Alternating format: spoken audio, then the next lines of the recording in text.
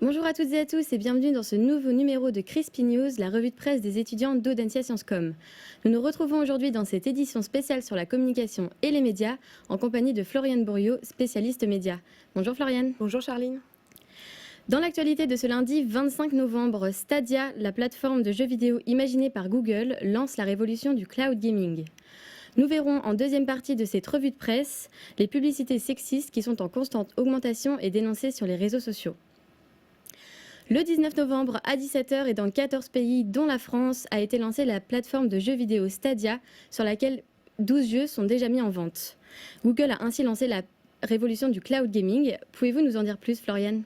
Et oui, la semaine dernière, le célèbre moteur de recherche avait annoncé la sortie de sa nouvelle liste de jeux sur sa plateforme. Nous connaissons tous Netflix et Spotify pour le cinéma et la musique, qui sont sur des serveurs très simples d'utilisation. Cependant, les jeux vidéo, eux, sont sur des serveurs à distance et nécessitent une connexion Internet à très haut débit sur un PC, tablette ou smartphone. Selon RTL, Google espère faire entrer le jeu vidéo dans l'ère du cloud gaming. Cette technologie est en plein essor et présente de nombreux avantages, comme par exemple jouer sur n'importe quel écran, même un vieil ordinateur. Stadia ne veut pas devenir le Netflix du jeu vidéo, le service propose seulement 20 jeux lors de son lancement et il faut les acheter à l'unité. Le service proposé par Google est avant tout technologique, comme nous le précise RTL. Stadia donne la possibilité de jouer n'importe où et n'importe quand avec une qualité d'image remarquable. À terme, Stadia proposera en plus des options sociales pour des youtubeurs, notamment en permettant de diffuser une partie à d'autres internautes, mais aussi la possibilité d'inviter d'autres joueurs à rejoindre une session en direct. Vous nous avez dit que seulement 12 jeux étaient mis en vente. C'est peu pour une plateforme de gaming, non ? En effet, Charline, seulement 12 jeux avaient annoncé Google pour le lancement de sa nouvelle liste, ce qui avait inquiété ses fans puisque c'est un chiffre assez maigre pour un lancement et surtout d'une si grande marque tant attendue.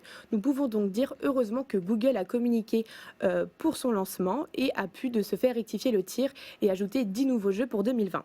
Concernant l'offre, Google a décidé d'être agressif commercialement sur ce secteur où il fait office d'outsider, nous a informé l'ADN.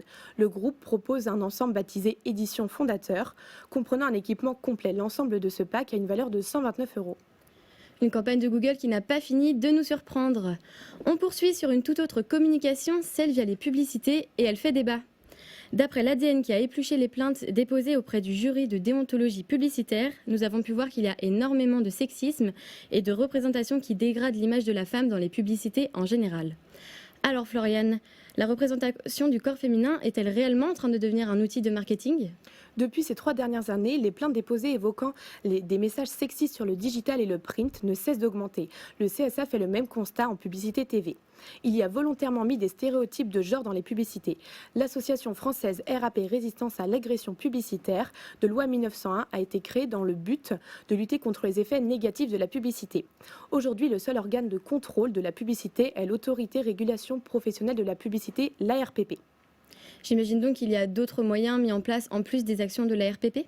Tout à fait, Charline. En lien avec cette association et les dénonciations sexistes, nous pouvons mentionner Marion.